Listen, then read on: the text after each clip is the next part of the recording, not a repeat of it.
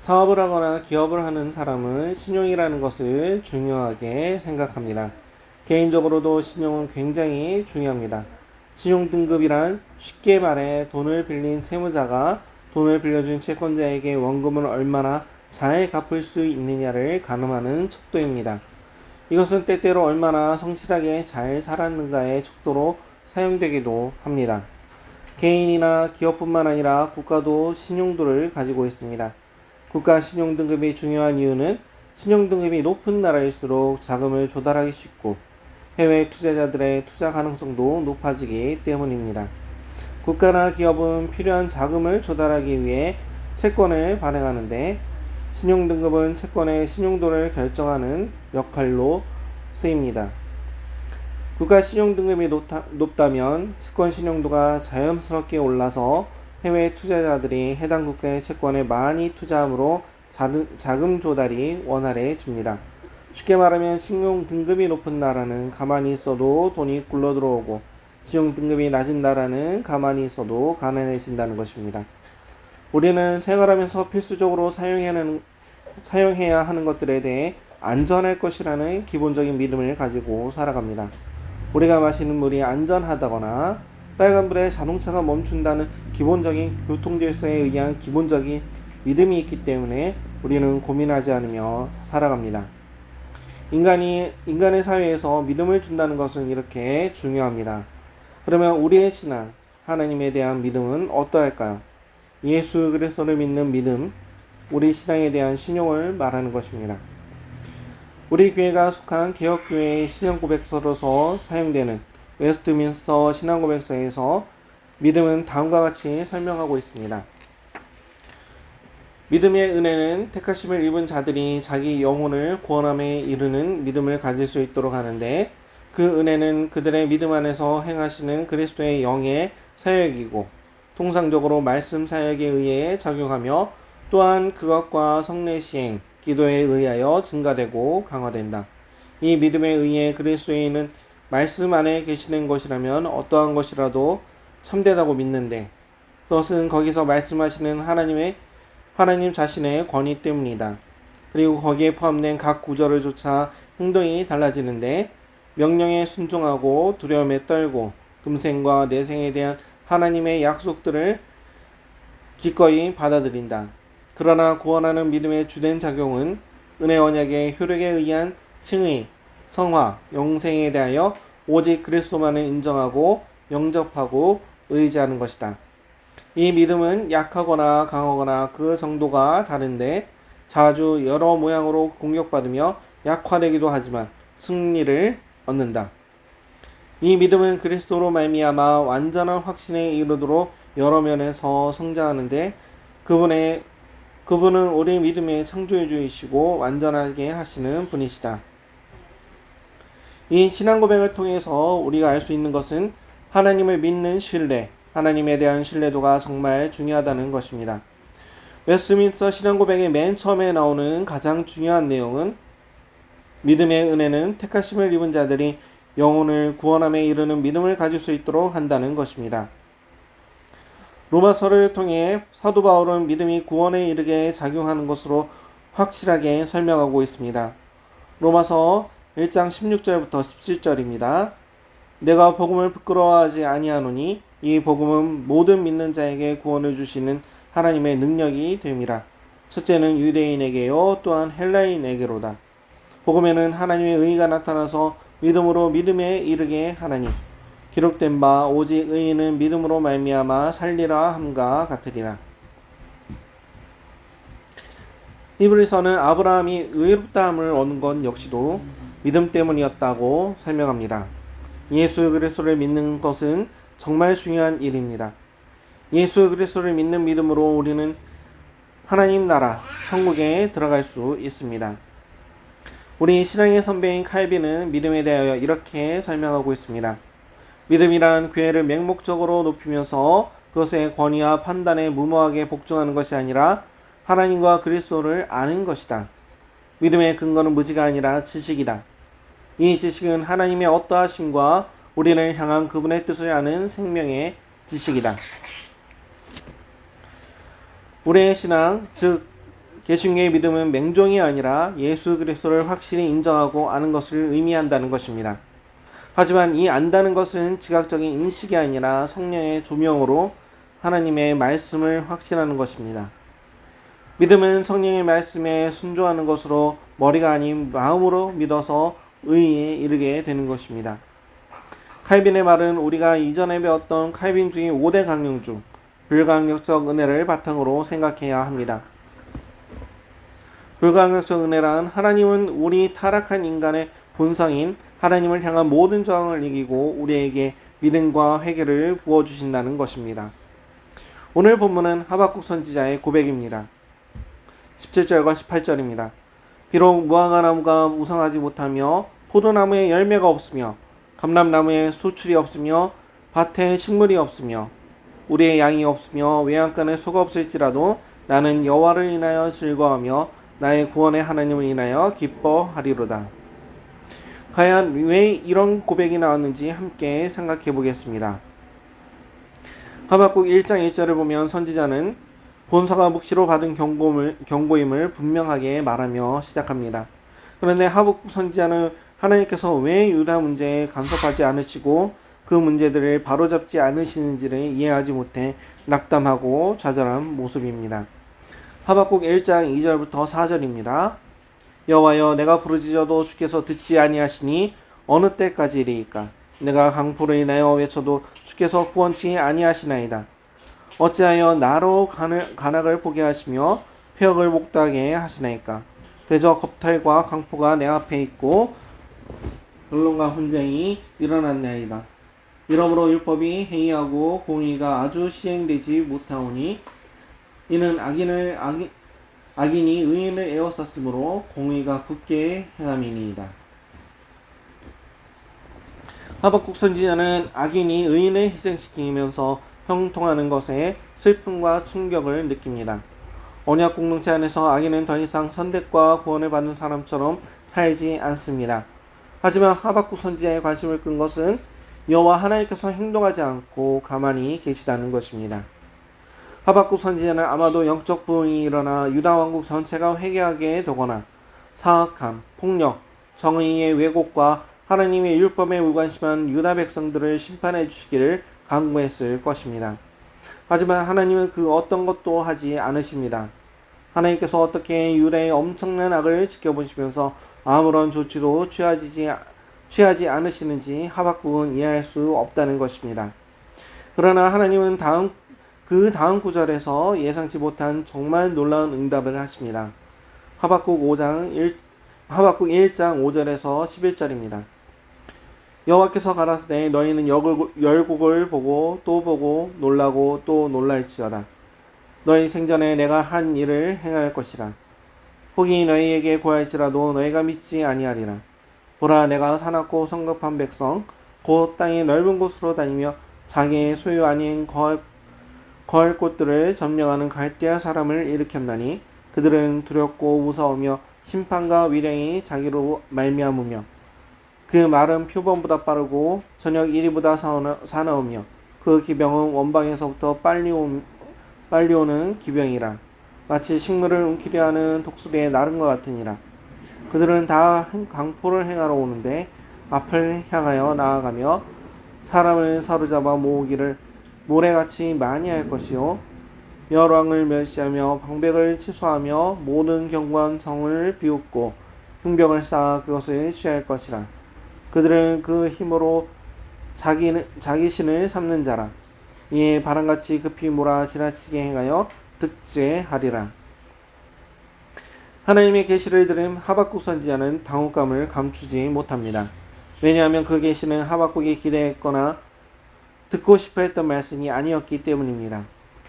여호와께서는 언약 백성을 심판하시기 위해 갈대아 사람들, 곧 유대인들보다 훨씬 더 큰 죄를 짓는 이방인들을 사용하신다고 선포하였기 때문입니다. 약탈이라는 뜻을 갖는 갈대아 사람들은 역사상 가장 호전적이고 공격적인 사람들로 악명이 높았습니다. 이들은 페르시아만 앞에 있는 바벨론 남부에 작은 국가를 세웠습니다. 아수르 통치 초기에 갈대아 사람들은 아수르 왕들에게는 눈의 가시와 같은 존재들이었습니다. 갈대아 사람들은 아수르를 전복시키고 신바벨론 제국을 세워 확장시켰습니다. 그리고 나중에 바벨론은 이스라엘을 멸망시킵니다. 갈대아 사람들은 자신들의 군사적 용맹함 외에는 그 어떤 것도 믿지 않았으며 예루살렘을 점령할 준비가 되어 있었습니다. 갈대아 사람들은 마술과 점성술에 능했고 하나님 앞에 크게 범죄하였고 자기중심적이며 무자비했습니다. 그러기에 하박국 선지자는 어떻게 하나님께서 자기 백성을 징벌하기 위한 도구로서 유다보다 더 악한 백성들을 선택하실 수 있는지 이해할 수 없었습니다. 하박국 선지자는 하나님의 계획을 이해하지 못했기 때문에 자신이 가지고 있는 신학에 눈을 돌립니다. 하박국 1장 12절입니다. 선지자가 가로되 여호와 나의 하나님 나의 거룩한 자시여 주께서는 만세 전부터 계시지 아니하시니이까 우리가 사망에 이르지 아니하리이다. 여호와여 주께서 심판하시기를 위하여 그를 두셨나이다. 반석이시여 주께서 경계하기 위하여 그를 세우셨나이다.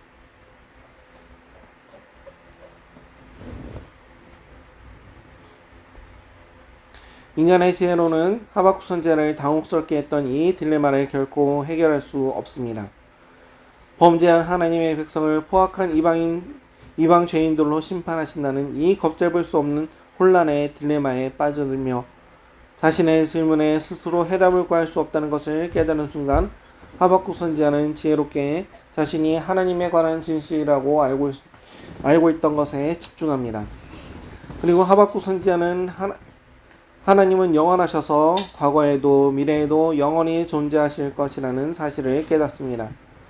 하박국 선지자는 자신과 유다 왕국이 직면해 있던 그 어려움이 세계사에서 매우 짧은 기간인 것을 생각했습니다. 여호와 하나님은 시간상 찰나와 같은 순간, 문제들, 그 외의 모든 것들보다 훨씬 더 크시며 세상의 모든 일이 그분의 영원한 계획에 어떻게 정확하게 들어맞는지를 알고 계십니다. 하박국 선지자는 하나님께 두 번째로 부르는 광경에서 여호와 나의 하나님 나의 거룩한 이시여라고 부름으로 강조합니다. 또한 하나님께서 모든 상황을 과거에도 주관하셨으며 지금도 주관하신다는 것을 고백합니다. 즉 하나님은 전능하셔서 그 어떤 것도 그분의 지배에서 벗어나지 못한다는 것입니다. 더욱이 하박국은 하나님이 거룩하시다는 사실을 인정합니다. 이것은 하나님은 인간들과 구별되는 의로심으로 실수하지 않으시며 자신의 계획을 완벽하게 수행하신다는 것입니다. 하박국 선지자는 하나님이 어떤 분이신지 그리고 무엇을 행하시는지를 이해하는 가운데 확고한 영적 입장을 찾아야만 했습니다. 그 결과 그는 우리가 사망에 이르지 아니하리이다. 즉 우리는 죽지 아니할 것이라고 재확신할 수 있었습니다. 그는 하나님께서는 택한 자들을 남겨두시고 유다를 영원히 파멸시키지는 않을 것을 알고 있었습니다. 왜냐하면 언약의 신실하신 하나님은 아브라함과 맺었던 약속의 언약, 곧 왕국과 미래와 구원을 보장하셨던 그 언약을 성취하셔야만 하시기 때문입니다. 하박국 선지자는 12절 끝부분에서 하나님의 신실하심과 그분의 인격을 바라봅니다. 여호와여 주께서 심판하시기 위하여 그들을 두셨나이다. 반석이시여 주께서 경계하기 위하여 그들을 세우셨나이다.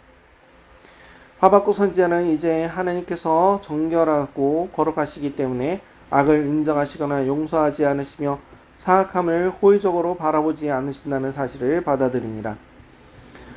그러므로 하나님은 유다 백성을 심판하시기로 결심하셨으며 그 심판을 행하도록 갈대아 사람들을 선택하신 것입니다.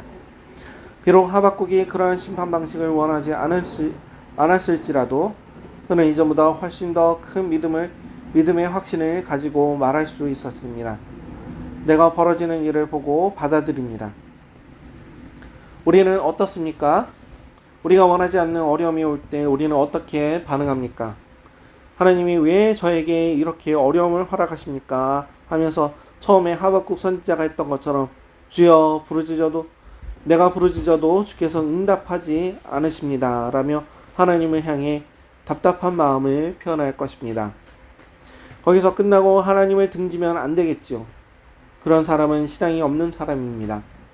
정말 하나님을 믿는 믿음이 있다면 우리에게도 하박국 선지자의 고백과 같은 고백이 있어야 합니다. 바로 언제나 의로우신 하나님의 섭리와 주권을 인정하는 고백입니다. 무화과 나뭇잎이 마르고 포도 열매가 없으며 감람나무 열매가 그치고 외양간에 송아지가 없어도 나는 오직 여호와로 즐거워하며 그 구원으로 인하여 기뻐하겠다는 고백입니다. 바꿔 말하면 사업이 어려워지고 임대료도 밀리고 집에 먹을 것이 떨어지고 주식마저 폭락하고 스태그플레이션이 와서 물가는 치솟아 오르고 일거리는 없어도 나는 오직 여호와 하나님을 인하여 즐거워하겠다는 고백입니다. 모든 환난이나 고통이 100% 우리의 잘못과 죄악 때문에 일어나는 것은 아닙니다. 때로는 우리가 이해할 수 없는 하나님의 섭리 속에 개인과 국가의 환난과 고난이 있을 수 있습니다. 하지만 우리 죄악이기 때문에 하나님의 심판이 있더라도 하나님은 하나님의 백성을 완전히 파멸시키지 않으신다는 것을 기억하셔야 합니다. 하박국 선지자가 노래한 것처럼 회복시키시는 은혜가 있어서 예루살렘은 갈대아인들에 의해서 건설된 신바벨론에 의하여 BC 585년에 멸망했지만 다시 재건되었으며 또 예수님이 승천하시고 43년 후인 70년에 로마 티투스에 의해 멸망되었지만 1948년 국가가 재건되었습니다. 한국의 역사도 그렇지 않습니까? 대한민국은 1907년 평양 대붕 이후 교회가 왕성해지다가 정규단 차원으로 신사참배의 죄악을 짓고 1950년 6월 25일 새벽 4시 반 북한의 침략으로 동족 상잔의 전쟁을 겪었습니다. 그때 부산만 남기고 대한민국 전역이 다 적화되었습니다. 80% 이상의 교회가 불타고 성도들과 목사들이 끌려가 죽임을 당했습니다. 손양원 목사님 같은 분들도 그때 순교를 하셨습니다. 6.25 전쟁은 왜 일어났을까요? 물론 해양 세력과 대륙 세력, 민주주의와 공산주의의 냉전의 열전으로 발전한 전쟁이다라고 말할 수 있지만 영적으로 보면 신사참배의 죄악에 대한 하나님의 심판이었다고 말할 수 있습니다. 가톨릭과 여러 교단이 전부 신사참배에 동참했고 1938년 장로교도 신사참배에 동의했습니다. 부산과 경남도 지역의 많은 기독교인들 역시 큰 고통을 당했는데 주기철 목사님은 7년간 투옥되어 있던 중 1944년 4월 순교하였고 부산의 한상동 목사님은 해방 후 석방될 수 있었습니다. 신사참배에 끝까지 반대한 부산 지역은 6.25 전쟁에서 유일하게 적화를 면했습니다. 하나님 백성이 하나님께 대한 범죄와 심판과 회복의 역사는 계속 반복되고 있습니다. 그러나 그 과정이 우리를 하나님께로 돌이키며 더 완전하게 하십니다. 하나님이 시간 안에서 우리가 겪는 어려움은 잠깐이며 지나가는 것입니다. 그리고 모든 것은 회복됩니다.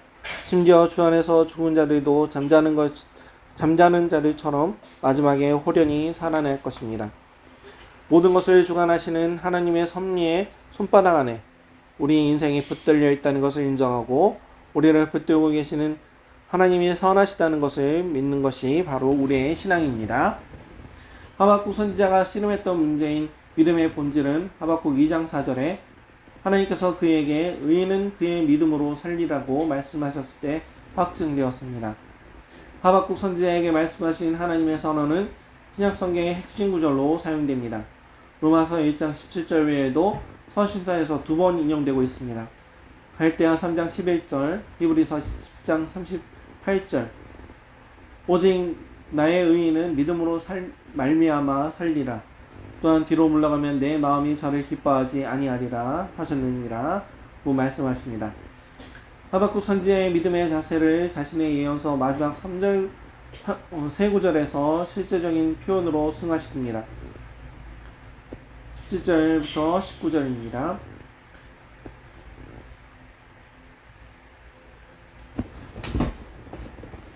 비록 나무가 무성치 못하며 포도나무에 열매가 없으며 감람나무에 수출이 없으며 밭에 식물이 없으며 우리의 양이 없으며 외양간에 소가 없을지라도 나는 여호와를 인하여 즐거워하며 나의 구원의 하나님을 인하여 기뻐하리로다. 주 여호와는 나의 힘이시라.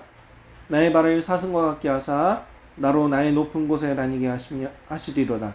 이 노래는 영장을 위하여 내 수금에 바친 것이니라. 이것은 농업 사회 속에서 살던 하박국서 청중들에게 매우 의미 있고 친숙한 표현이었습니다. 그들은 무화과 나무가 항상 무성하며 포도나무는 늘 열매를 맺으며 감람나무는 생존력이 강하고 오래 살아서 항상 좋은 열매를 맺는다는 것을 알고 있었습니다. 그래서 열매를 거둘 수 없고 가축이 양과 송아지를 낳지 못한다는 것은 상상도 못할 일이었습니다. 심지어 평범하고 흔히 보는 일상의 일부분이 제 기능을 발휘하지 못할지라도, 즉 온 세상이 뒤집히거나 거꾸로 간다 할지라도 하박국 선지자 자신은 하나님 안에서 기뻐하며 그분을 계속해서 신뢰할 것이라고 말하고 있습니다. 심지어 하박국은 그런 상황을 이해하지 못했을 때조차도 여전히 하나님의 인격과 사역을 신뢰합니다. 하박국 선지자는 자신의 확신을 여호와께서 인도하심으로 안전하게 산꼭대기에 돌아다니는 암사슴에 비교하며 결론을 맺습니다. 이것은 마치 가파른 낭떠러지에 서 있는 것과 같이 전혀 해결할 길이 없는 딜레마나 회피할 길이 없는 고난의 직면에서 당황하고 있을지라도 여호와께서는 우리를 떨어질 염려 없이 고지대를 다니는 영적인 암사스처럼 만들 수 있다는 확신입니다. 하박국 선지자처럼 하나님을 완전히 전적으로 신뢰하는 자세를 취한다면 삶의 어떤 낭떠러지도 우리를 짓누르지 못할 것입니다. 우리는 하박국 선지자가 지녔던 믿음과 같은 믿음을 지녀야 합니다. 우리가 생각하는 상식을 뛰어넘는 고난이 닥치거나 이해가 가지 않는 일들이 있더라도 하나님의 약속을 끝까지 믿어야 합니다. 우리 뉴욕 선교역의 모든 성도님들은 하박국 선지자가 고백했던 것처럼 하나님을 신뢰하면서 그리 아니하실지라도 감사할 수 있는 믿음의 자녀가 되기를 축원합니다. 아멘.